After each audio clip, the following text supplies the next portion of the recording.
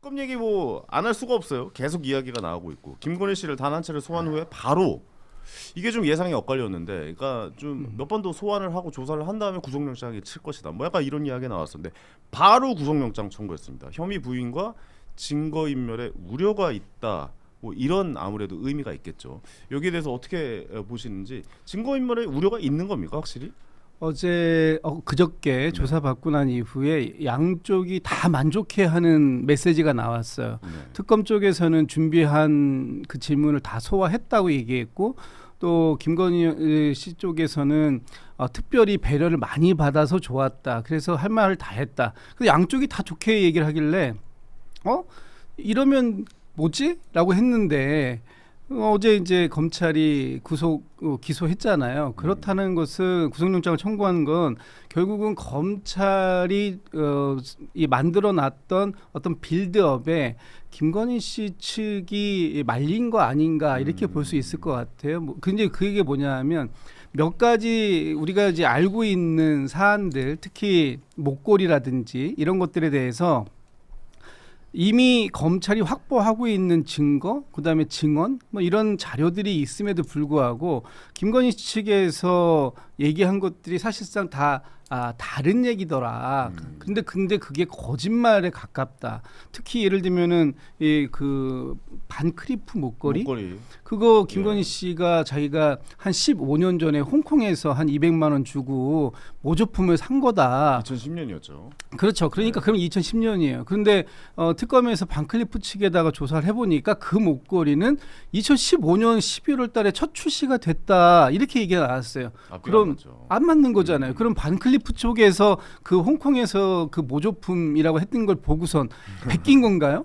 이렇게 해서 말이 안 맞는 부분들이 너무 많았기 때문에 이런 것들이 결과적으로 보면 모든 행위에 대한 부정, 그리고 이 증거 능력에 대한 반론, 이런 것들이 결국은 구속영장을 치는데 결정적인 역할을 한 거다. 그러니까 김건희 씨 측에서 뭐 배려를 받았다고 좋아할 일은 아니었다. 저는 그렇게 봅니다. 네. 어떻게 보세요? 예정된 수순이라고 보십니까? 이동훈 수석 대변인님, 이거는 구속영장을 칠 수밖에 없었다고 보세요? 왜냐면 근데 이런 거짓말했다 구속영장을 쳐요? 이게 좀 앞뒤가 안 맞는다고 해서? 그렇죠. 당연히 중요한 게 그 증거인멸이고 네. 그 수사 임한 태도가 구속을 시키냐 안 시키냐 중요하죠. 이게 증거인멸입니까? 정확하게 이런 뭐 거짓말을 하고 저 아니라고 하고 이런 이야기. 그렇죠. 이게 증거인멸이에요. 그러니까 이 김건희 씨가 사실은 그런 구속을 안 당하려고 굉장히 머리를 많이 썼잖아요. 그러니까 처음에 들어올 때 멘트도 아무것도 아닌 사람이라는 멘트라는 게 그런 걸 이제 생각을 하고 저는 했다고 보거든요. 네네. 그리고 뭐 보면서 뭐 힘없는 사람 뭐 이런 식으로 얘기를 하면서 대조되는 게 윤석열 대통령하고 전 대통령하고 보면은 상당히 수사 임한 태도가 대조적이잖아요.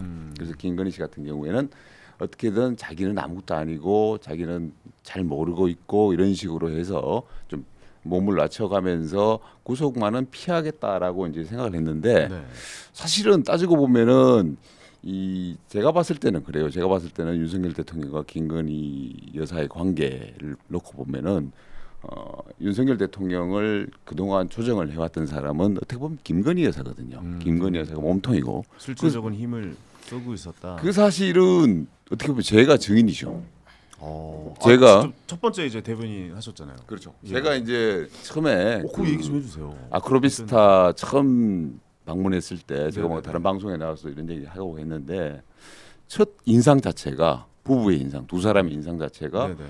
굉장히 그 윤석열 대통령이 김건희 여사에 대해서 공처가 내지 경처가 이상의 어떤 자세, 태도, 약간 좀 쉽게 얘기 표현해서 잡혀 산다. 잡혀 사는 거에 이제 공처가 경처가인데 네. 그 수준 이상이라는 거는 뭐냐면은 조종당한다는 느낌. 조종당한다고까지. 아니 그러니까 뭐 조종이라는 그 처음에 그 느낌은 안 들었는데 네. 이후에 갈수록 그 국정 대통령이 돼가지고 임하는 태도를 보면은 결국에는 그런 거 아니겠느냐. 윤석열 대통령이 김건희 여사한테 조종을 당했고 결국은 지금의 그 며칠 사이에 보여진 검찰에 출두하는 특검에 출두하는 장면 그리고 윤석열 대통령은 구치소에서 저항하는 장면 이런 걸 봤을 때 네네. 끝까지 김건희 씨는 윤석열 대통령을 좀 이용을 하려고 하는 그런 모습들. 자기는 어떻게든 빠져나가고 저 남편은 앞세우고 그래서 그런 모습들이 아니겠느냐 이런 생각이 들더라고요. 네네. 장해찬 최고위원도 어떻게 보면 최측근이었잖아요. 네. 그 여사를 보면서 그런 생각이 좀 들었습니까? 뒤에서 좀 조종하는 거 아니야?라고 좀 생각이 저는 들었어요. 잘 모르겠습니다. 제가 느끼는 인상은 뭐 제가 길게 막 대화를 나누거나 그럴 기회가 따로 많지는 않았지만 네. 좀 언론이나 이런 데에서 좀 마녀 사냥을 한 감이 있었다라고 저는 보고요. 왜냐하면 대선 때부터 뭐 줄리라고 하면서 입에 담지도 못할 음모론을 막 민주당 정치인이나 방송인들이 퍼뜨렸잖아요. 근데 지금 김건희 특검으로 뭐 잘못이 밝혀지는 것과 별개로 그런 인신 공격과 음모론은 한 여성에게 가해져서는 안 되는 폭력이잖아요. 네네. 네, 뭐 술집에서 근무했다느니 뭐니 하는 것들은 말도 안 되는 일이고. 좀 자극적인 단어를 많이 네, 썼죠. 예. 그러니까 그러다 보니 어떻게 보면은 방어 기제, 음. 너무 말도 안 되고 도를 넘는 걸로 공격을 받다 보니까 거기에 대한 방어 기제들이 쌓이면서 이게 자꾸 또 정무적으로 안 좋은 선택을 하게 되고 이게 나쁜 고리가 된 것이 아닌가. 그러니까 저는 가까운 입장이었으니까 안타까움을 느낄 수밖에 없는 측면이 있었고. 영장 뭐 청구에 대해서는 어떻게 생각해요? 영장 같은 경우는 사실 조국 전 장관 같은 경우는 우리가 이따도 이야기하겠지만 사면 대상으로 거론되는데 1심에서 징역 2년 나오고도 불구속 상태로 재판을 계속 받았거든요. 그게 징역 2년 유죄 나왔는데 바로 잡혀 들어가지 않았어요. 근데 이제 김건희 여사 같은 경우는 수사가 계속 진행 중이고 관련인들의 진술이나 뭐 증언 신병 등이 대부분 확보되었고 그러니까 본인이 이제 증거를 인멸할래야 인멸할 수 있는 상황이 아니거든요. 그리고 전직 대통령 배우자가 도주를 한다는 것도 좀 말이 안 되는 상황이고요. 이미 뭐 출국 금지 다 걸려 있겠죠. 그러니까 굳이 구속을 해야 하는 꼭 필요한 사유가 있는 것인가? 그러니까 이게 구속 불구속 여부가 죄가 있다 없다를 가르는 건 아니거든요. 그건 일정 부분 제한적으로 구속이 필요할 때만 구속해서 수사를 이어나가는 것이기 때문에 저는 불구속 수사가 원칙에 맞다고 보는데 이게 뭐 정서나 여론 가지고 너 나쁜 짓 했으니까 뭐 탄핵당한 대통령 부부니까 다 구속해 이럴 사안은 저는 아니라고 생각합니다. 결국에 특검팀이 지금 세 개다 보니까 아무래도 좀 보여지는 거를 의식을 안 할 수는 없는 것 같아요. 자기들끼리의 어떤 경쟁 관계가 있는 것 같아요. 네, 좀 근데 그래 이제 보이긴 해요. 여의도나 서초동에서 나온 이야기는 이 내란 특검과 최혜병 특검에 비해서 김건희 특검이 좀 속도나 이게 지금 좀 제일 처진다. 처진다라는 예. 여론이 있었거든요. 여의도나 서초동에서는. 그래서 어제 아무래도 윤석열 네. 대통령 이제 조사하는 그러니까 체포영장 집행을 좀 무리한 건 하려고 아닌가? 했던 것. 얘기가 나오고 있죠. 또 김건희 여사에 대해서 저는 사실 소환 조사를 몇 번 더 하고 영장을 칠 줄 알았거든요. 왜냐하면 조사 자체를 거부를 안 하잖아요. 그 김건희 얘기도 여사 측은. 있었어요. 맞아요. 예. 근데 하루 만에 끝날 양은 아니라고 특검이 말했는데 하루만 하고 그냥 영장을 쳐버렸어요. 네. 이게 어떻게 보면 특검 내부에 좀 경쟁이나 보여주기 의도도 있는 것 같습니다. 그러니까 제가 한마디만 보태면 이건 자업자득이다라고 얘기를 할 수밖에 없는 거예요. 이 김건희 특검을 윤석열 전 대통령이 현직 대통령 신분에 있을 때부터 이 특검 하자고 했던 거잖아요. 그때 했으면은 이렇게 세 개의 특검이 경쟁적으로 그 할 이유가 있었을까요? 저는 일단 첫 번째 그거 없다고 보고 두 번째 현직 대통령의 신분에 있었을 때 했으면은 이렇게 바로 구속영장 들어왔을까요? 그것도 사실 저는 아니라고 봅니다. 그때 당시에 검찰에서 수사했던 방식 있잖아요. 출장 조사 가고 휴대폰 맡기고 황제 조사 다 할 수 있었던 그런 시절에 그럼 이거 하지 그랬어요. 왜 그때 안 하고 지금 이렇게 세 개의 특검이 동시에 돌아가게 만들고 서로 특검끼리 경쟁하게 만들어서 결국은 구속에 이르게까지 가는 뭐 이제 다음 주 화요일 날 12일 날 구속 그 영장에 대한 심사를 받아봐야 되겠습니다만 될 거라고 보십니까? 저는 될 거라고 봅니다. 왜냐하면 지금 김건희 씨가 받고 있는 혐의가 16가지예요. 거기에 플러스 알파가 있어요. 그런데 지금 실질적으로 조사가 된 게 한 4-5가지 정도밖에 안 됐어요. 나머지 11개는 언제 할 거냐? 김건희 측 쪽에서 얘기하는 것처럼 하루에 하나씩 그리고 하나 조사가 끝나면은 하나 조사는 6시 이내에 끝내주고 3-4일 동안의 휴식을 보장해달라 이런 식으로 하면은 몇 년 걸릴 일이에요. 그런데 지금 김건희 특검이 갖고 있는 시간은 불과 한 120일 정도밖에 안 돼요. 그러면 어떻게 하겠습니까? 빠르게 구속해놓고 언제 나오세요라는 출석 일정을 조정하지 않고도 언제든지 소환해서 수사를 할 수 있는 상황을 만들어 놓는 것 이런 것이 특검이 원하는 방식 아니겠어요? 그러니까 이거는 김건희 씨 측에서 이걸 호미로 막을 걸 가래도도 못 막고 지금 포크레인 불러와도 막기 힘든 이런 상황을 스스로 초래했다라고 비판을 제가 드리는 겁니다. 구속 수사의 타당성에 대해서 좀 이야기를 해주신 것 같아요. 그러니까 진작에 수사받고 성실하게 임했으면 이런 일까지 안 왔을 것 같은데 굳이 이렇게까지 하는 이 구속 수사를 당하는 이유는 뭐 일단 속도 면에도 있고 어쨌든 뭐 그동안 있었던 일이 좀 정당하지 않았다라는 거를 좀 말씀해 주시는 것 같은데 진작에 만약에 특검 수사를 받았으면은 지금 사실 그렇거든요. 이게 탄핵이라는 게 계엄 때문에 벌어진 일이지만은 그 전에 어떻게 보면 총선에 대패한 게 있고 네. 그 전에 이제 어떻게 보면 김건희 여사 문제 등 국정 전반에 대한 국민들의 어떤 불신들과 이제 지지 철회가 있기 때문에 그런 문제가 없었고 제가 봤을 때는 김건희 여사 문제만 제일 제대로 처리했더라도 네. 지금 대통령은 윤석열이에요. 무슨 그런데 말이에요? 내란이 없었다면 없었을 것이다. 계엄 그렇죠. 사태가 없었을 예. 것이라고 저는 보는 그렇죠. 거예요. 근데 이거 부부가 동시 구속되면 일단 영부인 구속되면 영부인 최초 구속이고 부부가 동시 구속되는 일도 사실 전 처음 보는 그림이거든요. 이거 좀 부담 없습니까? 괜찮아요? 부담을 갖고 지금 수사를 하면 안 된다고 저는 생각해요. 지금 이 특검의 이름 자체가 김건희 특검입니다. 그렇다면 이 김건희 특검에서 최고의 정점에 있는 사람은 김건희 씨일 수밖에 없는 것이고 이 과정들 속에서 윤석열 전 대통령은 내란 특검에서 내란 우두머리 혐의에 대한 부분들을 지금 재판도 받고 있습니다만 추가적인 그 진실 규명을 위한 수사가 진행되고 있는 것이기 때문에 네. 이것은 부부다 아니다 이렇게 볼 문제가 아니에요. 개별적으로 각각 특검에서 혐의점이 있다면 그 혐의에 대해서 정확하게 밝혀내고 그 부분에 대한 책임을 묻는 것 이것이 우리나라의 법치주의를 바로 세우는 길이다. 그렇기 때문에 이 두 사람이 부부관계냐 아니냐 그것은 지금은 중요한 문제가 아니다. 저는 그렇게 보고 있습니다. 아까 조국 전 장관 얘기 잠깐 하시지만 장혜천 최고가 그때는 정경심 여사가 이제 구속이 되어 있었잖아요. 그래서 조국 장관은 부부를 좀 자녀도 있는데 부부를 둘 다 구속하기에는 좀 보기 안 좋고 좀 관례상 그러지 않는다라는 것도 있어서 사실 구속 수사를 안 한 것도 좀 있는 것 같거든요. 그리고 예. 그거는 이제 영장 문제가 아니라 1심에서 징역 2년 땅땅땅 나왔는데도 구속이 안 된 거거든요. 네. 2심에서도 징역 2년이 땅땅땅 나왔는데도 구속이 안 됐어요. 이번 경우는 어때요? 그럼 부부를 다 구속하는 게 맞는 겁니까? 그러니까 저는 항상 윤석열 전 대통령에 대한 수사 과정이나 이런 걸 보면서 뭐 전직 대통령 부부라고 특권을 주어라 특혜를 주어라라는 말을 하는 게 아니라 우리 정치권이나 사회에서 다른 전직 대통령이나 다른 정치인들에게 했던 관례 정도는 똑같이 지켜야 되는 거 아닌가 하는 말씀을 드리는 거거든요.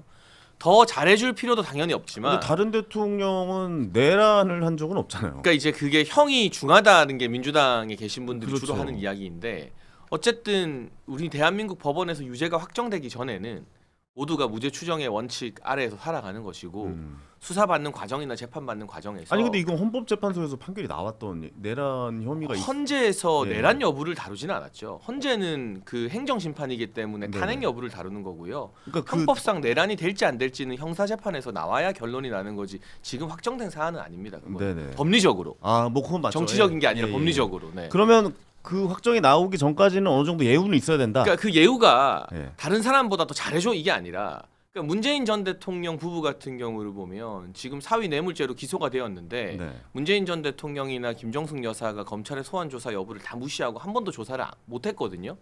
근데 그냥 조사 못하고 기소를 했어요. 그리고 조국 전 장관 같은 경우는 조 장관이 2심에서까지 실형이 나왔는데 출마하고 당 만드는 것까지 다 내버려 두고 나서 국회의원 10명 만드는 거 보고 나서 대법원 확정 나와서 감옥을 갔거든요. 그러니까 이런 사례들에 비추어 보면 지금 어떤 정치적으로 더 가혹하게 하는 것은 과하지 않나. 그러니까 특혜를 주라, 특권을 주라는 말이 전혀 아닙니다. 그런 이 윤석열 전 대통령이나 보수 진영의 지지자분들이 하는 이야기도 뭐 대통령 예우해달라 이런 차원의 배부른 소리를 하는 게 아니고요. 문 전 대통령 부부나 조국 전 장관 부부의 케이스에서 형이 확정되고도 징역을 안 살았던 조 전 장관 케이스가 있고 네. 조사를 다 거부하고도 그럼 조사 못하고 기소로 바로 넘긴 문 전 대통령 부부 케이스가 있는데 윤 전 한 가지만 대통령 더 부부도 여쭤볼게요. 비슷해야 되는 거 아닌가 하는 생각들이. 내란죄가 유죄가 되면은 이게 무기징역 아니면 사형이에요. 그렇죠. 그때도 예우를 해줘야 되는 겁니까 그래? 아니 이제 그런 형이 상황은? 판결이 나오면 상황이 또 좀 달라지겠죠. 음. 근데 이제 뭐 1심, 2심, 3심까지 가는 건데 일단 그 3심 나오기 전에는 다 우리는 무죄 추정이야라는 논리를 만든 장본인은 이재명 대통령이에요. 그렇잖아요. 민주당의 1, 2심 논리이기도 하죠. 유죄 나오고 민주당이 계속 3심 나오기 전에 우리 다 무죄야. 네. 조국 전 장관 3심 나오기 전에 당 만들어서 국회의원들도 만들었잖아요. 그러니까 결국에는 3심 판결이 나와야 이게 최종적으로 확정이 되는 거지만 어쨌든 정치적으로는 1심 판결이 나오면 여러 가지 또 지각 변동이나 파급력이 꽤 크겠죠. 네. 그거는. 아니 장해찬 최고위원의 말대로라면 지금 윤석열 대통령 지금 체포영장 집행 두 번째도 이제 끝내 무산이 됐고 물리력을 행사한 건데 어떻게 보면 그냥 흔히 말해서 팔다리 잡고 드러내려고 한 거잖아요. 그렇죠. 네. 이런 것도 맞지 않다라고. 저는 그건 과하다고 봅니다. 과하다고 그거는 생각하시는 명백히 거예요? 비판받을 사안이라고 네. 보고. 그거는 제가 좀 이건 반론을 어떻게 좀 드려야 될 것 생각하세요? 같아요. 예, 예. 지금 계속 뭐 문 전 대통령 말씀을 하시거나 또는 이제 조국 그 수석 당시의 말씀을 주시는데 이게 좀 구분해서 봐야 돼요.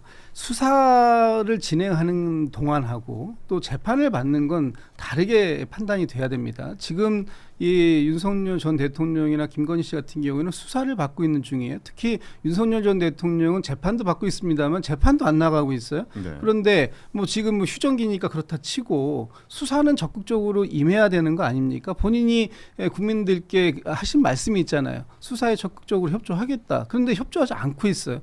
그리고 지금 여기에서 구속이 된 이후에 체포영장에 대한 집행 본인이 이 수사에 책임 임해야 되고 또 수사에 들어가서 조사실에서 뭐 진술을 거부하는 거 이건 충분히 본인의 권리이기 때문에 방어권이기 때문에 쓸 수 있어요. 그러나 아예 조사 자체를 받지 않겠다라고 거부하고 있는 이 상황 그렇기 때문에 법원에서 적법하게 체포영장이라는 것을 발부한 거잖아요. 그리고 그 적법하게 발부된 체포영장을 집행하겠다고 어제도 두 번째 간 겁니다. 그거마저도 뿌리친 거예요. 그런데 윤석열 전 대통령의 건강이 굉장히 위험하다 이렇게 얘기했는데 장정 10명이 상대를 못할 정도로 건강이 충분히 건강하다라는 것은 어제 확인된 것이고 버텼다라는 거잖아요. 아니, 그 정도 버틸 정도면은 체력적으로 아무런 문제가 없다라는 거 아니에요. 건강하다라는 얘기고 두 번째는 본인이 그렇게 그동안 법치주의라는 것을 얘기했는데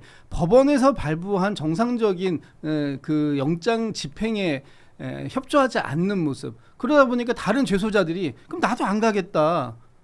나 지금 나가서 저기 조사 안 받겠다라고. 나도 어차피 가서 묵비권 할 건데 나도 안 가도 되는 거 아니냐? 그렇지. 뭐 이렇게 윤석열도 안 가는데 왜 나는 왜 가라는 거냐? 이렇게 얘기하는 이런 상황들이 생기기 때문에 우리나라의 지금 공권력, 법 집행력 그리고 법치주의를 괴멸시키려고 하는 노력을 하고 있는 거 아니냐? 이런 비판이 나오는 거예요. 그러니까 말씀을 가서 하시든 안 하시든 그건 본인의 자유지만 수사에 임하는 부분에 대해서만큼은 최선을 다해야 된다. 그렇지 않기 때문에 지금 이런 비판이 생기고 이 몸을 드러내겠다고까지 하는 거 아닙니까? 그러니까 이게 결국에 그 장해찬 최고가 얘기했던 것과 약간 연결되는 게 이게 예우에 관한 건 것 같아요. 결국에 이게 가서 조사를 받으면은 포승지를 묶여서 죄수복을 입고 나가는 사진이 찍히는 거잖아요. 근데 사실 그거 찍히기 싫어서 안 나가려고 버티는 거 아닙니까? 사실 어떻게 보면.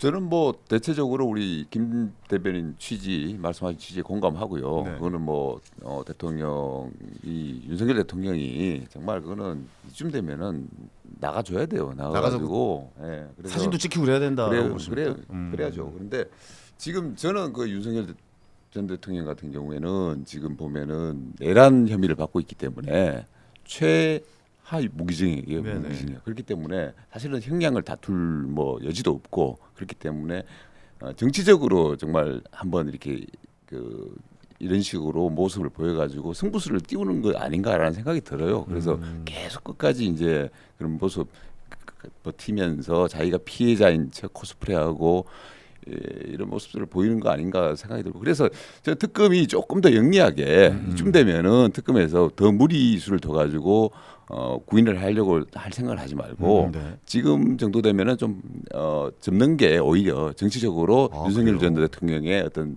노림수에 말리지 않는 방법 아닌가 이런 생각을 합니다. 오히려 지금은 윤석열 전 대통령의 이게 법을 잘 아시니까 아무래도 많이 이런 쪽을 다뤄 보셨으니까 근데 잘 이게 빠져나가고 있다고 생각하고 진짜 실익이 없어요. 음. 그러니까 제가 지난주에도 말씀드렸지만 지나친 사회 갈등을 야기할 수 있기 때문에 네. 우리가 어쨌든 서부지법 사태나 이런 불미스러운 일들이 일어나면 안 되잖아요. 네네. 근데 전직 대통령에 대해서 수사 과정이나 재판 중에도 예우를 했던 건 일정 부분 국민의 지지를 받았던 인물이기 때문에 국민 갈등을 고려하는 거거든요. 근데 이렇게 막 의자를 드러내려 했다. 그러다 떨어졌다. 팔을 잡고 끌었다. 이게 어쨌든 한쪽 지지자들을 또 계속 과열시키는 민감하고 자극적인 소재예요. 그러니까 저는 나가면 된다라는 말씀에도 일리가 있다고 생각합니다. 제가 뭐 수사를 거부하고 하는 것 자체를 옹호하고 두둔하는 건 아닙니다. 다만 형사법을 살펴봤을 때 나가서 진술 거부권을 행사하면 부르는 게 의미가 없잖아요. 그리고 설령 나가서 무슨 이야기를 한다 한들 문재인 정부 때 법을 바꿔가지고 재판정에서 저 검찰이랑 조사받았던 거 다 인정 못합니다 하면 그 모든 진술이 다 그냥 백지가 없어지는 돼요. 거라면서요? 그러니까 예. 재판정에서 진술하는 게 다 의미가 있고 만약 재판정도 안 나가고 재판정에서도 진술을 안 하면 그 불이익은 피고가 다 피의자가 다 떠안게 되는 거예요. 그러니까 사실 이 특검이라는 것도 진상 규명을 빨리 하는 게 본질적 목적이잖아요. 그 의미를 생각해 보면 어차피 진술 거부할 게 뻔하고 나와서 무슨 말을 한다 한들 재판정에서 그거 증거 부동의하면 다 백지 쪼가리가 되는데 그냥 빠르게 기소하고 빠르게 재판을 진행하는 게 특검 입장에서도 본질에 충실한 거지. 뭐 장정 10명을 넣었니 많이 하는 건 이건 특검도 저는 보여주기 정치를 하는 거라고 봐요. 그러니까 이렇게 해서 무슨 실익이 있고 이거 아니면 재판을 못하는 상황이면 모르겠는데. 네네 근데 알겠습니다. 요 말씀은 좀 드리고 싶어요. 네, 조사를 마지막으로 정리 근본적으로 받는 것과 안 받는 것은 큰 차이가 있을 수 있습니다. 왜냐하면 이 수사 그 조서를 작성하는 과정 속에서 묻고 답하는 거잖아요. 근데 묻고 답하는 모든 것들이 기록되어 있습니다. 예를 들어서 김건희 씨가 명태균 씨에게 뭐 이런 걸 그 여론조사 이런 거 받은 걸 보셨습니까? 라고 물었어요. 받았습니까? 물었어요. 그런데 답을 안 해요. 이걸 거부하는 거잖아요. 그러면 묻고 거부한 것이 그대로 기록에 남습니다. 거부했습니다라고 남죠. 답 안 했으니까 네네네. 안 한 걸 남는 거예요. 그러니까 이것이 자체가 지금 조서가 만들어지는 과정인 거예요. 그런데 이런 과정 자체를 아예 안 하겠다라는 거잖아요. 그러니까 이게 만들어지는 것과 안 만들어지는 것은 천지 차이다. 특히 법정에 나가서 말씀하신 것처럼 조서 능력 이거 부정할 수 있습니다. 그러나 판사님이 판단을 할 때 그런 조서들에서 나온 질문들이 결과적으로 보면 대답을 안 했네. 이거 뭔가 있는 거 아니야? 그래서 대답을 안 했네. 이런 심증을 굳히는 데에도 영향을 줄 수 있는 거예요. 근데 저는 전반적으로 조사를 안 받고 거부하는 실익이 뭔지도 잘 모르겠고 안 받는데 이렇게 하는 것도 쇼라고 보지만 여기서 하나 잘못된 건 조서 부동의를 하잖아요. 그러면 그 조서 자체를 판사가 못 봐요. 그 질문을 하고 거부했습니다라는 걸 못 본다니까요. 이 페이퍼 자체가 판사한테 오픈이 안 돼요. 그 법을 누가 만들었느냐? 문재인 정부 때 민주당이랑 문재인 전 대통령 조국 수석이 만들었어요. 피의자 인권 보호한다고. 그러니까 예를 들면 질문을 하고 거부했습니다. 답변 거부하는 걸 판사가 보고 심증을 굳히려면 우리 대변인 말씀처럼 피의자가 그 조서를 증거 채택하는 걸 동의를 해줘야 돼요.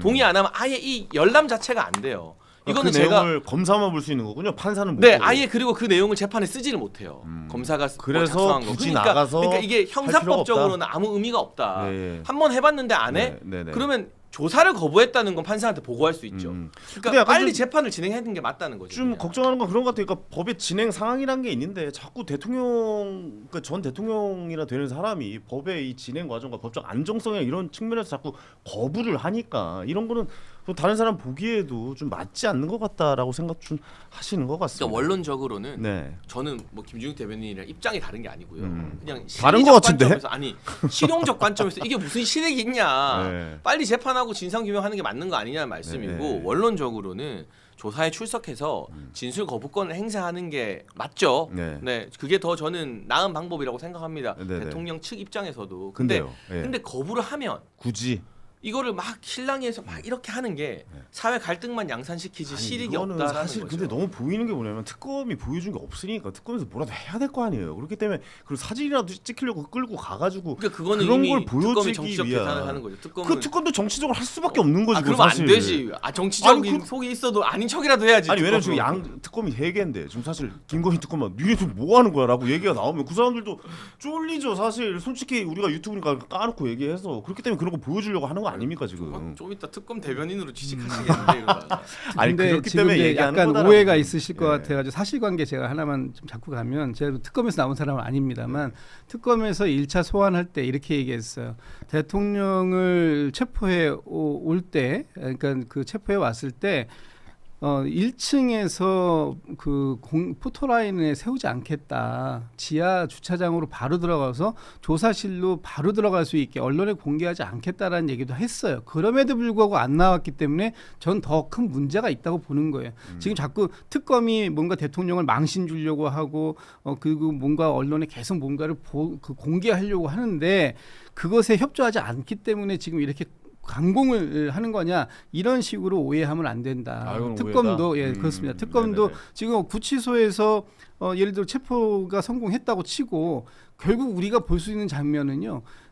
그 차에 썬팅되어 있어 까맣게 되어 있는 차 내부가 보이지도 않는 차가 지나가는 거 말고는 볼 것도 없어요. 그런데 지금 그 상황에서 뭘 더 특검이 네네. 보여주겠다 이러겠습니까? 네, 알겠습니다. 이거는 뭐 계속 좀 지켜봐야죠. 특검이 어떻게 하는지 그리고 어떻게 좀 집행을 하는지도 계속 좀 지켜볼 이야기인 것 같습니다. 김건희 특검이 윤석열 체포에 다시 시도를 했죠. 오늘 아침에 바로 뜬 뉴스인데 지금 또 안 됐다. 체포가 안 됐다라는 소식이 나왔습니다. 이번에 또 어떤 핑계로 어떻게 또 몸부림을 쳐가지고 또 체포가 안 되는지 너무 궁금한데 이 소식 좀 알려주시죠. 일단 예. 우리가 이제 체포를 하려면 예. 이 체포를 해야 하는 이 환경에 대해서 우리가 먼저 좀 알아야 돼요. 체포 환경. 환경. 예. 그러니까 이제 우리가 보통 그 구치소에서 예. 독방이라고 하면 예, 예. 크기가 어느 정도냐면 우리가 아파트나 뭐 어디 주차장 있잖아요. 네. 주차장 한 칸. 그 한 칸이 독방이에요. 근데 이제 윤석열 전 대통령은 제가 알기로 전직 대통령이니까 네. 조금 배려를 해가지고 네. 아마 그 주차장 한 2칸 정도 되는 걸로 제가 알고 약간 있어요. 장애인 전용 주차장 이 정도 야, 여기를 사실 늘어났구나. 정신도 지금 정상은 아니겠지. 발코니 확장했네요. 네. 해가지고 이제 2칸 정도 되는 건데 네. 그럼 또 들어가는 문이 있을 거 아니에요. 이 문도 네. 사람 한 명, 성인 남자 한 명에서 이렇게 딱 들어갈 수 있는 정도의 문이에요. 문이 좁구나. 아니 주차장 2칸인데 문이 뭐 3평일 수는 없는 거 아니에요. 그렇지. 그냥 좁아. 그러면 이제 일단 윤석열이 등치가 좋잖아요. 네. 그러면 일단 진입로를 차단하면은 쉽지가 않아. 물론 이제 지나면 멱살을 확 잡아 당기면 되는 건데 여튼 그러다 보니까 이제 사람이 그러면 4명이 들어가야 되거든요. 왜? 데리고 나오려면 사지 개호. 그러니까 손발 2개씩 다 잡고 나오는 거. 네. 그러니까 옛날에 학생 운동하고 민주화 운동하던 사람이 뭐 재판에 거부하고 수사 거부할 때가 있었어요. 예. 서대문 형무소 막 그런데 그런 데서 말 안 들으면 사직이고 4명이 들고 딱 나왔단 말이야. 그러니까 이제 그렇게 데리고 나와야 돼요. 근데 이제 윤석열 전 대통령 같은 경우는 이제 이게 쉽지가 않은 거죠. 이 좁은 방에서 전직 대통령을 또 이렇게 한다는 게 쉽지가 않아. 쉽지 않지. 예, 그 무게가 있잖아요, 그 양반이. 그러겠네. 예. 예. 어떻게 생각해요? 그리고 그게 되게 바라는 거예요. 그렇게 만약에 강제로 구인을 하다가 네네.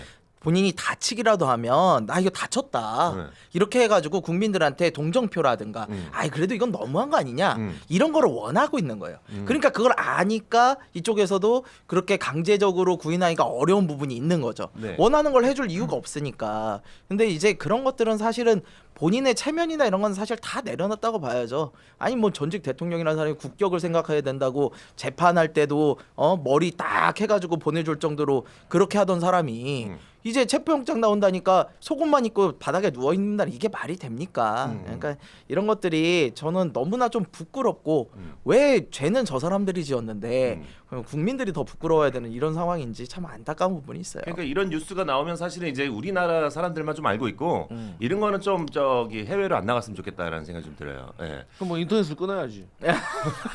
어떻게 안 나가? 특검이 공표를 안 하면 안 나갈 수 있어요. 근데 이제 궁금한 게 뭐냐면 요즘 뉴스가 계속 이제 특검 뭐 거부를 하고 체포영장 발부가 돼도 이제 그 체포가 안 되려고 노력하고 이런 뉴스들이 많이 뜨는데 이제 까먹었어요. 논쟁의 중점이 까먹었어요. 이게 만약에 윤석열이 이 특검 조사를 위해서 체포가 됐다. 그러면 어떤 일이 발생하는지 저는 이게 궁금하거든요. 아, 체포가 됐다. 됐다 그러면 뭐가 두려워서 지금 계속 완강하게 거부를 하냐? 아, 두려워서 그런 게 아니라 예. 첫 번째 제 생각이에요. 예. 내가 윤석열이다. 음. 그러면 이미 이제 내란과 관련해 가지고 형사 재판 받고 있는데 예. 거의 뭐 사형 아니면 무기징역이에요. 그러면 자 우리가 보통 구치소에서 예. 이 어떻게 생활하는가에 대해서도 나중에 재판에서 판사들이 다 보고를 받아요. 예. 그러니까 특이 사항으로. 음. 그러니까 사고 안 치고 잘 지내고 있으면서 와서 재판 받으면 당연히 특이사항이 없겠죠. 근데 구치소 안에서도 뭐 친구 거 밥 뺏어 먹고 뭐 둘이 싸우고 방구 끼고 막 하고 막 그러다 보면 어떻게 되냐? 이제 벌점이란 걸 받아. 여기도 그렇구나. 나름의. 그러니까 이제 그래가지고 나름의 불이익을 받는데 네. 그러면 이 불이익 받았던 것이 판사한테 간단 말이야 재판에. 그냥 판사가 야 너 잘못해가지고 왔는데 교도소 아니 구치소 안에서 뭐 옆에 성렬이하고 싸우고 뭐 민영이 때리고 뭐 이렇게 하면은 이 반성을 안 하고 있네. 그래가지고 더 안 좋은 양형을 준단 말이에요. 1년 살 거 2년 살게 하고 그럴 수 있단 말이야. 반성의 기미가 없습니다. 그러니까 잃을 게 있는 사람들은 다 각 잡고 잘해요. 나오라면 나오고 들어가라면 들어가고 방구 끼지 말라면 방구 안 끼고 먹을 것만 먹고 그래요. 그런데 이제 이렇게 잃을 게 없는 사람들 그런 사람들은 막 살아요. 다른 재소자들도 그래. 예를 들어 그러니까 윤석열 전 대통령 같은 경우는 더 이상 잃을 게 없어. 아니 뭐 이미 무기징역은 확정된 바인데 여기에다가 뭐 구치소에서 뭐 체포에 저항했다고 해가지고 뭐 1년 더 받나 3년 더 받나 뭐 무기징역 플러스는 무기징역이니까 네. 의미가 없어요. 네. 그러니까 내가 차라리 특검 가가지고 조사 받으면서 괜히 쓸데없는 소리 증거를 내가 인정시켜 준다거나 그런 걸 할까봐 본인은 오히려 안 나가는 게 맞고 방금 우리 김성렬 최고가 말했던 것처럼 이 안에서 막 저항하고 해야지 계속 뉴스가 되잖아요. 네. 그냥 나가면 뉴스 안 되잖아요. 그냥 이런 것도 이용하려고 하는데 그래서 제가 우리 민주당의 황명선 신임 최고위원이 어떤 아이디어를 제안을 했냐면 생방송으로 중계해야 된다. 보세요. 체포되는 거를 왜냐면 지금 체포되는 이 상황 자체를 생중계로 다 한다고 봐요. 우리 다 깐다가 가서 본다고 해봐. 다 깔 거 아니야. 네. 그러면 가서 얼마나 막 좀 조악하잖아요. 추잡스럽죠. 되면 좀 추잡스럽잖아요. 그러면 본인도 알 거 아니야. 이 지금 모습을 대한민국 전 세계에서 보고 있다는 걸. 네. 그러면은 저항하기가 쉽지가 않죠. 그렇지. 예. 근데 전 생각 좀 반대인 게 그래도 그래요. 할 거예요. 왜냐하면 지금 말씀하신 것처럼 잃을 게 없어. 이 사안에 대해서 제일 잘 알고 있는 사람이 누구겠어요? 자기가 저지른 죄의 무게는 자기가 알아요. 게다가 법에 대해서 누구보다도 전문가란 말이에요. 이렇게 하면 유리한지 불리한지 판결에 어떤 영향을 미칠지 너무나 잘 알고 있어요. 그런데도 불구하고 이런 행동을 하는 것은 자신한테 유리하다고 생각을 하기 때문이거든요. 카메라 갖다 들이대면요. 물론 우리는 부끄럽고 너무나 에이 저게 말이 돼 하겠지만 또 그 와중에는 야 이런 것까지 중계해야 돼라고 또 동정심을 사는 부분이 있단 말이에요. 그쪽에서 원하는 거야. 그래서 원하는 대로 해주면 절대 안 된다라는 생각이 전환한 거고 사실은 특검에 나가도요. 진술 거부권 쓰면 돼요. 우리 많이 보셨잖아요. 가서 아무 말도 안 하고 그냥 묵비권 쓰겠습니다. 그냥 그래버리면 그만인 거거든요. 본인 더 잘 알아요. 그런데도 안 나가는 거는 지금 이렇게 좀 어떻게 보면은 기존에 행하지 않았던 그런 것들 통해서 나를 핍박한다라는 이미지를 가져가고 싶은 거야. 절대로 그렇게 해줘서는 안 돼요. 그런 여지를 남겨주면 안 됩니다. 그냥 법적으로 지금 사실은 윤석열 전 대통령이 진술을 하던 말던 너무나 많은 증거와 증인들이 있기 때문에 법적인 용어 아무런 문제가 없어요. 그렇기 때문에 그냥 그대로 재판 진행하시면 된다고 저는 봐요. 지금 박민영 국민의힘 대변인께서는 굉장히 불편한 표정으로 지금 바라보고 계시는데요. 괜찮습니다. 나 집에 간 줄 예. 알았어. 말 좀 해. 숨이라도 쉬고 왜 있어. 서로 이렇게 혼자 이렇게 2대1로 앉혔나 했더니만 이런 구도를 의도하고 그랬던 거였나. 숨이라도 쉬고 있어야 있는 줄 알았어. 그런 생각을 하면서 숨죽여 듣고 있었습니다. 경청을 하고 있었는데 뭐 제가 약간 찬물 아닌 찬물을 좀 끼얹어 보자면 네. 이 정치권의 유구한 전통이 모든 게 다 부메랑이 돼서 돌아오는 거거든요. 사실 윤석열 전 대통령이 과거 최순실 씨한테 그 민주당이 지금 얘기하는 것처럼 정말 사지를 들고 직접 그 체포를 해서 조사를 했었어요. 네. 그러니까 지금 사실 그때 업보를 받고 있는 측면들이 있다라고 저는 보거든요. 왜냐하면 사실 체포 거부하는 것도 구치소 측에서 얘기하는 것처럼 피고인의 나름대로의 권리예요. 물리력 동원 못해요. 원래 못하는데 과거 특검이 과격하게 했던 전례가 있으니까 저때 봐라, 저때처럼 하면 되지 않느냐, 이제 이런 얘기를 듣는 경향이 있다. 다른 말로는 지금 민주당이 이렇게 강력하게 조롱을 하고 이렇게 체포하는 것이 당연하다라고 얘기를 하면은 글쎄요, 이게 어떤 부메랑이 돼서 돌아올지 알 수가 없다라고 저는 생각을 하고, 그러니까 저도 개인적으로 윤 전 대통령이 뭔 생각인지 잘 모르겠습니다. 왜냐하면 사실 어제 김건희 여사 그 수사를 보면은 의외로 그렇게 보도가 많이 촉발이 안 됐어요. 그러니까 얘기거리가 없잖아요. 왜냐하면 포토라인 섰지만 뭐 딱히 저항하지도 않았고 사실 조용히 수사 임하기도 했고 묵비권을 행사하지도 않았고 다 진술을 했단 말입니다. 네. 그러다 보니까 영부인이 포토라인에 섰네? 정도인 거지. 그래서 무슨 얘기를 더 할 수 있지에 대해서 오히려 애매하거든요. 그런데 계속 이렇게 조금 저항하는 모습들을 보이다 보니까 오히려 보도가 더 많이 나오고 얘기거리가 더 많아지는데 이게 유리한가? 저도 그건 잘 모르겠습니다. 그래서 그런 측면에서는 이 변호인 측에서도 조금 전략 수정이 필요하지 않을까라고 하는 생각도 있습니다. 근데 이게 네. 지금 윤석열 선생님하고 이 김건희 선생님하고는 입장이 달라요. 말했지만 지금 윤석열 전 대통령 같은 경우는 이제 이미 끝났다니까. 근데 그 이미 이제 무기징역 확정이야. 확정이 돼야 무기. 근데 봐. 무죄가 날 수도 있죠. 지금 김건희 여사 같은 경우는 좀만 잘하잖아요. 그러면은 몇 년으로 줄일 수가 있단 말이야 지금. 예. 그렇기 때문에 그러기 위해서는 1차 목표가 김건희 입장에서는 1차 불구속 수사, 2차 불구속 재판을 받는 게 1차 목표예요. 그러니까 구속돼 버리면 이게 알잖아. 심리적으로 확 무너지는 거. 아 제가 알아야 돼요. 보신 거예요? 전 전과가 없습니다. 아니 전과가 없어도 옆에서 오해를 보면, 불러일으킬 수 있네. 아니 막 심리적으로 확 무너지거든. 네. 지금 국민의힘처럼. 네. 그러니까 이게 한번 무너지기 시작하면 걷잡을 수가 없어. 그렇기 때문에 또 멀쩡한 사람이 그럴 거 아니야. 김건희 같은 경우는 넓은 뭐 아크로 어디 비스타 살다가 방도 많이 있고 주변에 개도 많이 있고 막 그러다가 갑자기 이제 독방에 혼자 산다고 생각을 해봐. 답답하지. 그리고 정상적인 사람도 나 말했잖아. 그 주차장 한 칸에 들어가 있잖아요. 네. 그러면은 이게 정상으로 살 수가 없어. 그러다 보니까 모든 걸 내려놓을 수가 있어요. 그래서 이제 김건희 여사 같은 경우는 그런 거를 지금 이제 두려워하고 밖에 있어야지 어쨌든 변호인들의 조력도 수시로 받고 돌아가는 상황도 알 수가 있으니까 그러다 보니까 이제 구속 안 당하려고 나오라니까 나가고 서서 말하라니까 사과도 하고 이런 모습을 보이는 건데 윤석열 전 대통령은 이미 좀 끝난 상태이기 때문에 그래서 다른 거예요. 사실 형기를 줄이거나 처벌의 강도를 낮추려면은 김건희 여사가 하는 행동이 표준이에요. 네, 이게 전형적인 형기를 줄이기 위한 유리한 행동이거든요. 이렇게 해서 나와가지고 딱 사과만 하고 아무 말도 안 하고 자신한테 불리할 수 있는 증언들을 안 하고 싹 들어가서 거기서 조사하라는 데서 조사받고 이러고 나오는 이런 모습들이 전형적으로 이제 죄를 지은 사람들이 자신이 반성하고 있다 하면서 형기를 좀 낮춰달라라고 하는 이런 거거든요. 이런 판사는 좋게 볼 수밖에 없어요. 그래도 반성을 좀 하는구나라고. 근데 윤석열 대통령하고 완전히 반대되는 이런 사이에요. 제가 앞서서 말씀드렸잖아요. 죄의 무게는요 본인이 더 잘 알아요. 그러니까 윤석열 전 대통령은 나는 틀렸다. 나는 내가 뭘 해도 어렵다라는 생각을 하는 거고 대신에 김건희 씨는 저기는 빠져나갈 구멍이 좀 있을 것 같고 저기는 그래도 형량이라도 낮춰봐야 되겠다라고 하는 거예요. 근데 김건희 씨처럼 하는 게 맞는 거죠 사실은. 그리고 저는 근데 본인이 아무리 윤석열 전 대통령 본인이 아무리 빠져나가기 어렵다 뭐 이런다 하더라도 저는 적어도 김건희 여사는 그래도 그러잖아요. 아사 얘기죠. 아사. 네. 아무것도 아닌 사람이다 나. 그런 얘기 하잖아. 라고 표현해요. 또 하나 밀고 있네 또. 하나 밀고 있어. 형 어디 가서 쓰면 안 돼. 안 쓸게. 아니 근데 정말 아사래. 참. 아니 근데 윤석열 전 대통령도 국민들 앞에 내가 당시에 좀 잘못된 판단을 해서 정말 잘못을 했다. 나는 그 사과 한마디가 너무 듣고 싶은데 이거 듣기가 쉽지 않을 것 같아요. 정말로. 뭐 말 좀 해봐요 거기도.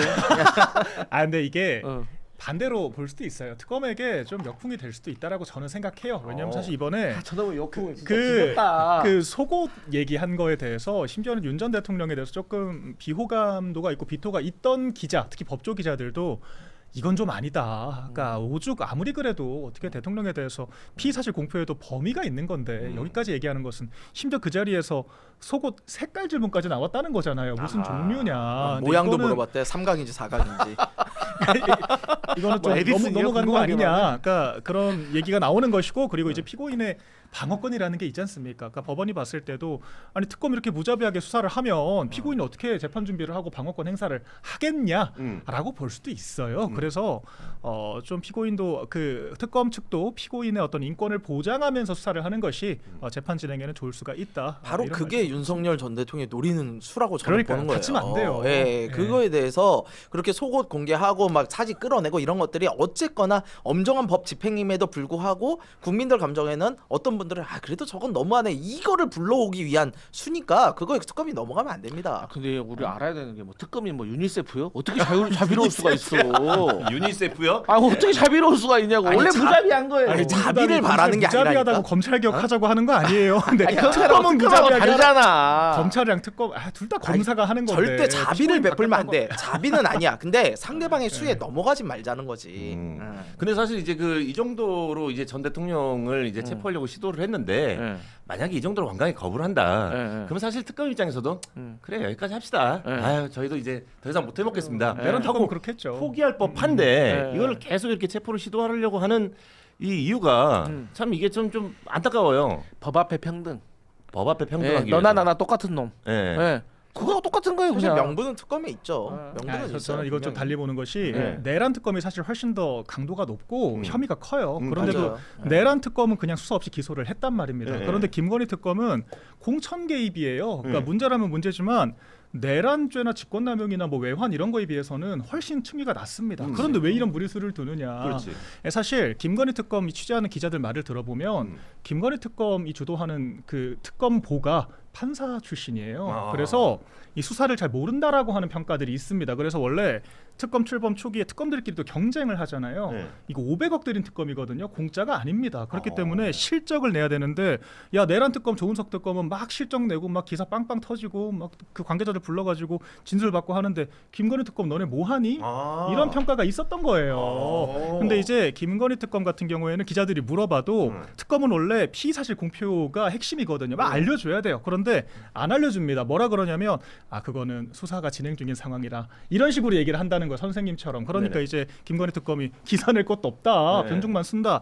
아마 좀 그런 식의 비교를 좀 당하니까 나도 조은석만큼 할 수 있다. 이걸 좀 보여주기 위해서 전 일부러 오버 액션 한다라고 생각을 하거든요. 근데 그 오버 액션이 본인들의 실적에 무슨 뭐 이제 언론 보도가 카운팅 되는지는 모르겠지만 언론 보도는 많이 났죠. 그런데 재판 과정에서 그게 유리할 것이냐? 그건 그렇지 않다라고 보는 거죠. 그렇지. 그러니까 무리수를 두지 말자. 그럴 수 있죠. 근데 이제 윤석열 측이 속옷 망신 주기가 사실과 다르다 이렇게 막 해명하고 반박하고 하면서 또 CCTV만 확인을 해본다면 바로 나타날 그런 거짓말을 자꾸 하는 것 같은데 왜 이러는 걸까요? 좀 말씀 좀 해주시죠.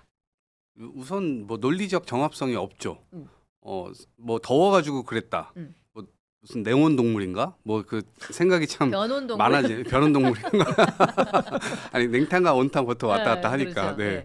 근데 참 희한해요. 어쨌든 저희가 임기 초에도 이거는 이준석 대표도 한번 얘기한 적이 있었던 것 같은데 무슨 벌거벗은 임금님 이 얘기 저도 굉장히 많이 했어요. 왜냐하면 벌거벗은 임금님이라는 건 원래 동화책에 나오는 얘기예요.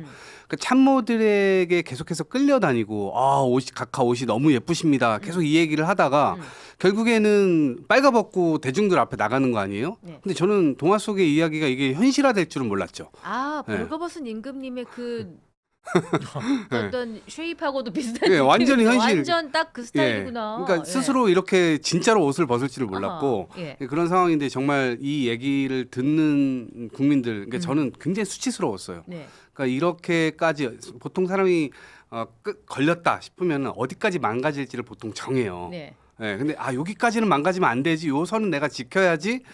이걸 하는데 이분은 그 선 자체가 그냥 무너진 듯한 느낌인 거예요. 눈치도 없고 염치도 없고 수치심도 없고. 네. 그래서 정말 이런 얘기를 하고 있는 것 자체가 너무 수치스럽다. 네. 이게 그래서 그래도 국민의힘 소속의 한때 대통령이었지 않습니까? 그래도 모포로 가렸다 뭐 이런 말씀을 하시니까 좀 어떻게 해명을 좀 부탁드리겠습니다. 해명의 여지가 없이 창피한 거죠. 해명의 여지가 없이 창피하고 저는 뭐 이걸 변명하고 싶지도 않고 뭐 우리 여의도 넘어 TV 유튜브에서 정말 좀 더 직설적으로 얘기한다면은 정말 쪽팔리다. 그리고 거기에 더해서 이성적으로 정말 생각을 해봤어요. 이성적으로 생각해봤을 때 윤석열 전 대통령도 법조인이잖아요. 네. 그리고 지금 윤석열 전 대통령을 변호하는 변호인들도 법조인인데 그냥 법조인들이 아니잖아요. 한때 나름 이름을 날렸던 그런 법조인들이잖아요. 네. 처음에 본인이 구속됐을 때 구속 기간에 대한 산시 그걸 걸고 넘어져서 구속이 부당하다 해서 취소받은 그거 다 기억하시잖아요. 네. 통상적으로 다 날로 계산하는 것을 본인이 시간으로 계산해야 된다. 그래서 그때 한때 어떻게 됐습니까? 모든 구속 기간과 관련해서 나도 시간으로 계산했을 때 구속이 부당하다 해서 한때 서초동 법조타운 일대가 그 사건으로 수임을 하겠다 이래서 한때 난리가 난 적도 있잖아요. 그때를 연상시켜요. 그 얘기는 뭐냐? 고도의 전략 같아요. 왜냐하면은 우리 유역 법조인이 계시지만 예. 제가 법 전공은 아니지만 저도 찾아봤더니 그냥 일반적인 국민 상식에서 그냥 봤을 때 예.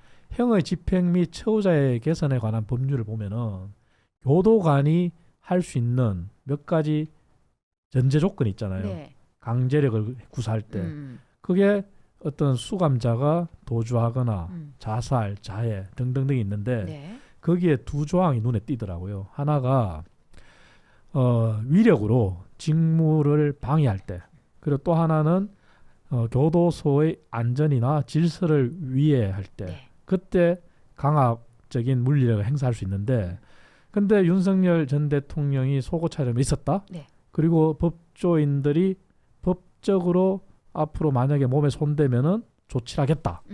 이 얘기는 그걸 가지고 또 다투겠다는 얘기 같아요. 그렇죠. 왜냐하면은 본인이 예전에 최순실 특검 때 이름을 개명했지만 최순실을 체포영장을 발부해서 강제 구인을 했잖아요. 네. 그때도 분명히 교도 간의 협조가 있어야지만 강제 구인을 할 수 있는 거잖아요. 근데 이번에도 교도 간이 협조를 하면은 강제 구인을 할 수가 있어요. 있는데 그 조항을 들고 결국은 법적 투쟁을 하겠다. 이런 고도의 전략 전술 같아요. 저는 이성적으로 봤을 때. 그래서 결론적으로 구속기간 사안입과 관련해서도 마찬가지고 네. 이번에도 마찬가지고 정말 창피할 정도로 법조인이지만 법조인이라고 할 수 없을 정도로 정말 고도의 법의 사각지대를 이용한 고도의 법꾸라지 전략을 구사하고 있다. 저는 이렇게 얘기하고 싶어요. 예, 벌거벗은 임금님에다가 법꾸라지까지 나왔는데 법 전문가로서 네, 우리 네. 감찰관님께서는 요 정도 되면은 지금 이 정치력이라고 하는 것을 국민께 정의로운 정치로 실현해 드리지 않고 본인 가족을 사수하는 그런 정치력을 상당히 발휘하고 있다. 그렇습니다. 뭐 예, 보시기에 사실 좀 어떠세요? 이 사람 평상시에도 좀 이런 스타일인가? 같이 근무해 보신 적 없으세요? 저는 같이 근무를 해본 적이 없습니다. 정말 다행이다 하는 예, 그런 저는 말씀. 다행스럽게 생각하고 네. 있고요.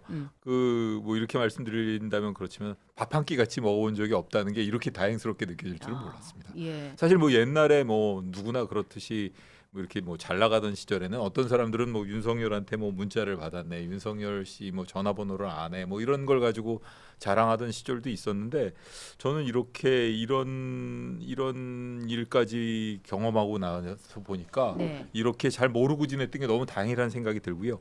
제가 겪어본 피의자들 중에 이런 피의자들이 없었어요. 사실은 다른 방에 있는 피의자들이 이런 일을 하는 걸 본 적은 있습니다. 네. 다른 방에서 잡으러 나갔더니 이제 그걸 뭐 피하기 위해서 뭐 옷을 다 집어 뭐 이렇게 벗어 던졌다든가 이런 걸 본 적이 있는데 이 윤석열 씨가 이렇게 유치장에서 이런 행동을 하는 걸 보니까 참 한심하다는 생각이 들고요.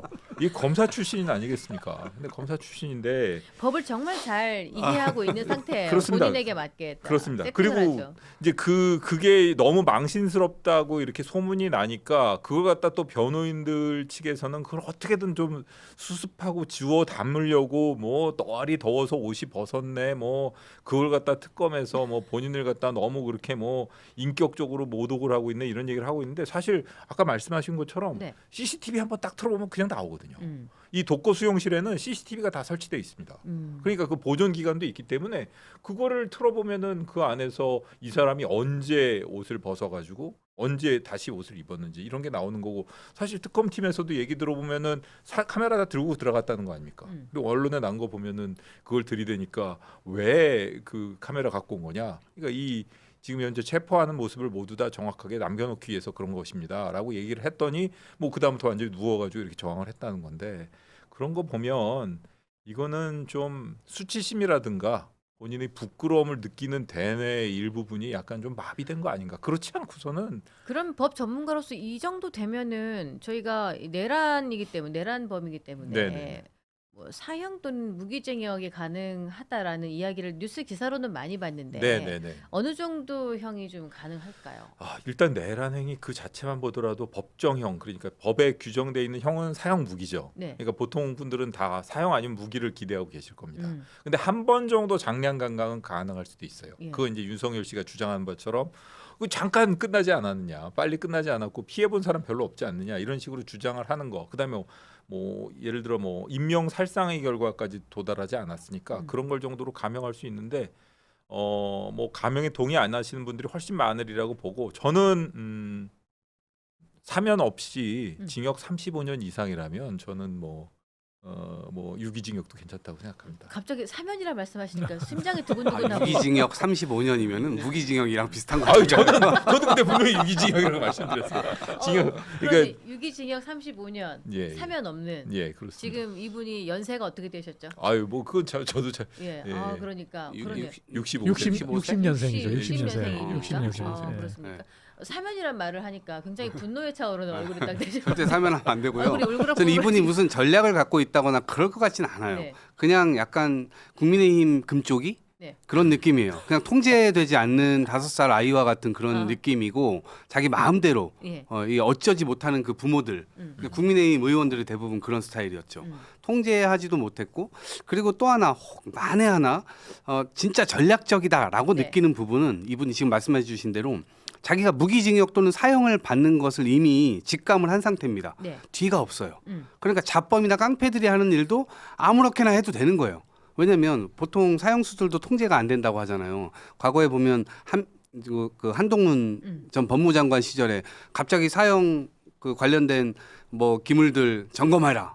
이렇게 얘기를 하면 말 안 듣는 사형수들도 그 기간은 잠깐 조용히 한다는 거 아니에요. 네. 집행될까 봐. 그러니까 그런 것처럼 지금 통제되지 않는 사형을 받을 거라는 것을 직감한 상태에서의 행동이 아주 과잉되게 나오는 것이기 때문에 이것을 뭐 법적으로 뭔가 우리가 분석하려고 해도 분석이 잘 안 되는 이유가 그냥 금쪽이이기 때문에 그런 상황이라고 저는 보고 이게 앞으로도 굉장히 많은 영화 시나리오, 소설 이런 걸로 나올 겁니다. 네. 다양한 사람들의 시야를 통해서 그것을 역사적인 어떤 사료로 만드는 그런 시도들이 굉장히 많이 일어날 텐데 적어도 이 장면은 굉장히 코믹스럽게 나올 수밖에 없다. 아무리 슬픈 영화라도 이 장면을 묘사할 때는 이게 굉장히 코믹스럽게 나올 수밖에 없지 않겠는가 그런 생각을 가져봅니다. 대통령 전용기에 매트리스를 실어서 그 매트리스를 해외 순방할 때마다 신느라고 그 일하시는 분들이 너무 고생을 많이 했다. 이걸 보고 좀 충격을 받았는데 이게 전용기를 직접 타 보신 거 아니에요? 그 안에 구조가 혹시 전용기 안에 그 침대를 바꾸려고 하는 건지. 그건 아니고 네. 정부 고위 관계자가 누군지 모르겠어요. 근데 굉장히 자세하게 묘사가 돼 있어요. 언론 인터뷰한 걸 보면은 결국 순방하는 국가에 가서 그 나라의 호텔에 있는 매트리스가 윤석열 전 대통령과 맞지 않아서 뭐 허리가 안 좋아서 딱딱한 재질이 필요해서 그래서 가져가서 그 호텔에 있는 매트리스를 교체하는데 굉장히 애를 먹었다 하는 게 정확한 묘사예요. 네. 저는 아직도 믿고 싶지 않아요, 솔직히. 왜냐하면은 대통령이 순방을 할 때 뭐 저도 청와대 부속실에 있었기 때문에 순방을 하면은 그 나라의 어쨌든 호텔 중에서도 그래도 그럼요 보안도 잘 되고 그리고 나름 굉장히 그 나라에서 자랑하는 호텔에 이렇게 묵게 됩니다. 그래서 우리나라가 섭외하는 게 아니라 그 나라에서도 이렇게 레코멘드를 하는 경우도 있고 그래서 같이 조율해서 이렇게 정하는데 이미 대한민국이 세계 경제 대국 무역 규모로나 경제 규모로나 10위권 왔다 갔다 다 하는 나라잖아요. 그러면은 그간에 민주당이 집권했을 때나 국민의힘이 집권했을 때나 얼마나 많은 순방을 갔겠어요. 그러니까 그 순방 갔을 때 나름 루트가 다 있어요. 그러면 그 루트가 있다는 거는 그 호텔 그 나라의 어떤 호텔인지도 이미 다 나와 있는 그런 매뉴얼이 있다는 얘기예요.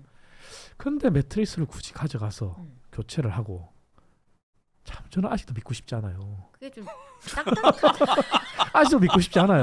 저는 정말 소름 돋는 거죠. 우리 당에 있었던 사람이라는 게 너무 믿고 싶지 않고 이게 거부할 수 없는 현실이기 때문에. 왜냐하면은 제가 이 말씀을 왜 드리냐면은 더 창피한 게 그 나라에 가면은 미국은 예외예요. 미국은 우리나라에 순방을 할 때 정말 미국에서 이거 뭐 극비 보안 사항이 아니니까 이미 네. 뭐 다 알고 있는 분들 많으시니까 말씀드리면은 미국은 화물 군용 화물기에 차량부터 해서 모든 걸 다 싣고 와요. 그래서 우리나라 대통령실에서 제공하는 의전 차량도 안 타요, 미국 대통령은. 근데 다른 나라 대통령은 국내 순방 왔을 때 우리가 경호를 제공하고 우리가 제공하는 의전 차량을 다 타요. 네. 우리도 마찬가지예요. 예.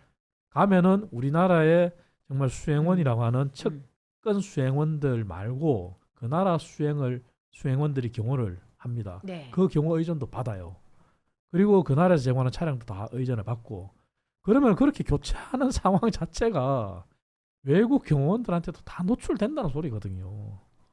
그 네. 나라에서 의전 담당하는 상황에서는 참 자존심이 상했을 수도 있어요. 그렇죠. 우리의 이 시설이 마뜩치가 않다는 건가?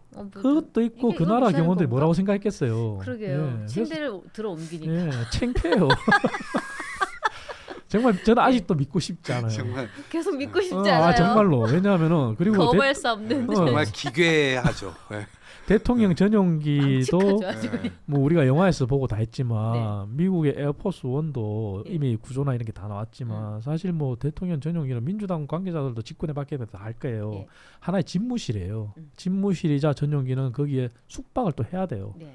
왜냐하면은 미국 같은 나라 가든지 아니면은 남미를 가든지 중동을 가더라도 비행기 안에서 잘 수밖에 없어요. 네. 왜냐하면 우리나라 항공 시간이 정해져 있는 것처럼 항공 시간에 따라가는 게 아니잖아요.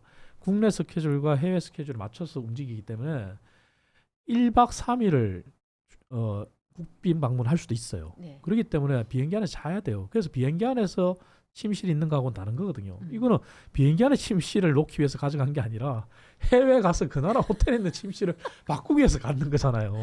그러니까 믿고 싶지 않은 거죠. 경악스럽네요. 믿고 싶지 않은 거죠. 처음에는 그 비행기 호텔 아니요. 비행기 안에 있는 침대가 불편한가? 그거는 그 이미 뭐 생각했는데 다 있어요. 상대 나라의 침대를 바꾼다. 와 엄청난데 이 정도로 허리가 안 좋으니까 좀 딱딱한 거 찾으시면은 지금 감옥에 온돌 잘 깔려 있지 않습니까? 네. 예, 그렇죠. 네. 뭐 냉방이 좀 문제겠지만은 겨울에는 난방도 겨울에는 잘 될 것이고 옛날에는 아예 난방도 안 됐는데 예. 요즘은 이제 그 온돌 깔려 또 있는 곳이 딱딱한 많습니다. 온돌 바닥 아주 마음에 드실 것 같은데 그 허리 그렇죠. 건강에 도움이 뭐, 되는 거 아닙니까? 뭐 그렇겠죠. 그리고 뭐 사실은 이제 그 매트리스가 생각이 많이 나지 않을까 싶기도 합니다. 그 예전에 썼던 이 보면은 검찰에 있는 사람들 보면은 좀 손이 많이 가는 사람들이 있긴 해요. 아 진짜 손 많이 가는 스타일 맞았다. 금쪽이 맞아요. 제가 자기가 이제 그 새로운 임지를 옮겨가면 이렇게 기관장의 경우에는 그 안에 내실 같은 게 있습니다. 네. 그러니까 그 안에 이제 침대 같은 게 이런 게 있는데 뭐 점심 같은 거 먹고 들어와가지고 한참 동안 이제 자고 안 일어나는 사람들도 있는데다가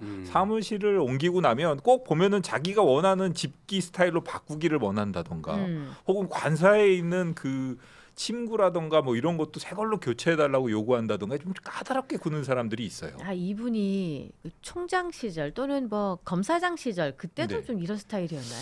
총장 시절에는 저 2층에 있는 그 체력 단련실에 있는 그 뭐죠 그 러닝머신 네. 그거를 하나 좀 올려다 달라고 해가지고 자기 방으로. 예 내실에다가 안에다 공용을. 넣어놓고 안 썼다 그러더라고요. 거기다가 속옷 그렇지 걸어놓는 거 나도 아니에요? 들면서 설마 운동을 했을 리가 그 안 써. 아이 그렇지. 예 그래가지고 아 운동을 했을 사람이 아니야. 그렇지. 직원들이 그래서 좀 상당히 그러려면 갖고 내려오지 지금 러닝머신도 부족한데 그걸 왜 가지고 올라가냐고. 중요한 건 이거는 개인용이 아니라 공용으로 그렇습니다. 쓰이고 있는 것을 물품을 예. 본인 방으로 끌어다가 그냥 속옷거리용으로 썼다. 뭐 이 정도로밖에 안 보이는 건데. 그러니까 그런 식으로 막 자기 편한 대로 막 하던 거라서 결국 이 아. 매트리스 이런 것도 예. 내 하고 싶은 대로 한다. 그러니까 남의 시선이나 이런 걸 의식하지 않는 거죠. 그러니까 좀 본인이 불편해도 어떻게 보면은 지도자라고 하면은 네. 좀 이렇게 좀 자제하고 이런 모습도 보여줘야 되는데 그런 게 전혀 그런 덕목이 없는 사람인 것 같습니다. 이게 앞으로 기괴하고 괴기스러운 이런 이야기들이 더 많이 전 쏟아져 나올 것이라고 보고 우리가 2주 전에 이런 이 논란이 있었죠 또. 그러니까 관저에 사우나 있거나 이런 거는 저는 이해할 법하다고 생각해요. 예. 관저니까 자기 집이니까 대통령께서 뭐 열심히 일하시고 쉬시겠다는데 그럴 수 있죠. 근데 집무실에 사우나가 있다는 거는 저는 2주 전에 이거 처음 알게 됐고 네. 이게 계속 그 방탄을 하다가 결국 나오게 된 거 아니에요? 예. 그러니까 그 이 집무실에 사우나 있고 지금 오늘 매트리스 얘기하고 있는데 이 매트리스도 집무실에 집무실에 그 뭐 보통 야전 침대 이렇게 놓고 뭐 이렇게 늦게까지 야근하다가 이렇게 잘 수도 있으니까 네. 그렇게 본 생각을 할 텐데 그러면은 역시 일을 열심히 하시니까 저 정도 할 수 있지. 근데 딱 떠오르는 게 그냥 술이에요. 바로 언제든지 나는 잘 준비가 되어 있어야 되는 사람. 그러니까 낮에도 아침에도 술, 점심에도 술, 저녁에도 술. 가짜 퇴근 차량 보내고 가짜 출근 차량 보내고 이런 게 그냥 다 드러나다 보니까 그러니까 이게 무슨 엄청난 분석이 아니라 그냥 이 사람을 생각할 때 어떤 공적 마인드라든가 이 대통령의 직위 자체를 국민들을 위해서 내가 내 24시간이 모자라다 이렇게 생각했던 분이 아니라 그냥 이 자체를 그냥 즐기기 위한 그냥 권력의 하나의 그냥 자기 출세의 어떤 수단. 네. 그거를 김건희 여사와 그렇게 둘이서 그런 방식으로 이것을 지금 소비를 했기 때문에 국민들은 이런 기계스러운 것들을 이야기를 계속 들을 수밖에 없고 또 그 관계들을 국민의힘 일부 의원들이라든가 아니면 내부에서 많이 알고 있었을 겁니다. 근데 그걸 감추기 위해서 많이 노력을 했을 거고 뭔가 새 나갈 때쯤이 되면 윤석열 대통령의 진노, 경로 이런 것들을 통해서 모든 걸 다 통제하고 근데 결국 이런 얘기들이 저는 더 많이 나올 것 같아서 지금 믿고 싶지 않은 내용들이 앞으로 더 많이 나올 거여서 앞으로 책을 한 권 내시면 좋겠어요. 믿고 싶지 않은 이야기 1, 2, 3 해가지고 쭉 목록으로. 저도 우리 유혁 감찰관님처럼 참 윤석열 정부가 같은 당으로서 우리 당의 대통령이었지만 그래도 한 발짝 떨어져 있었던 게 천만다행입니다. 대통령실에 얼씬도 안 했고 저는. 아크로비스타 안 가보셨어요? 저는 아크로비스타 앞도 안 가봤습니다. 거기서 술을 한 잔 딱 해야 대통령 사람이 되는 거 아니에요? 그러니까 저는 대통령 사람이 아닌 게 다행이고 다만 정말 억울한 것은 이런 사람을 위해서 저는 처음에 그랬거든요.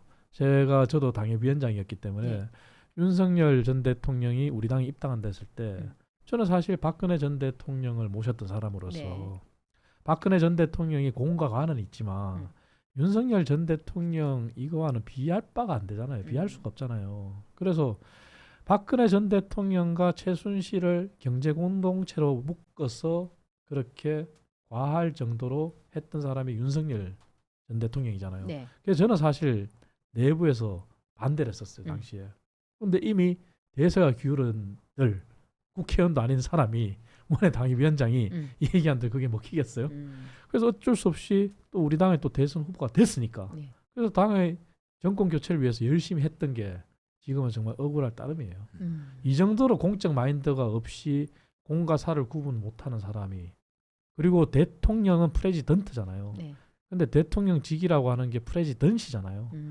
그러니까 프레지던트만 생각했던 사람인 거예요. 프레지던시라고 얘기하는 대통령직이 가지는 정말 엄격함, 고귀함 그러한 자리에 대한 생각이 전혀 없었던 사람이에요. 그래서 저는 사실 이렇게 억울한 거예요. 그래서 지금이라도 우리 당이 믿고 싶지 않고 우리 당이 정신 차리자고 하는 이유가 국민들이 아무리 우리가 바뀌어야 된다고 하더라도 안 바뀌면은 국민들이 기회를 안 주잖아요. 근데 그 바뀌는 건 결국 뭐예요? 윤석열 전 대통령으로부터 정말 엄격한 절연을 하고 우리가 윤석열 전 대통령 시기에 대통령실에 출장수랄 얘기를 왜 들었을까? 그것을 반성해야 되는 게 우선이잖아요. 그래서 그런 반성을 안 하는 게 저는 더 한심한 거죠.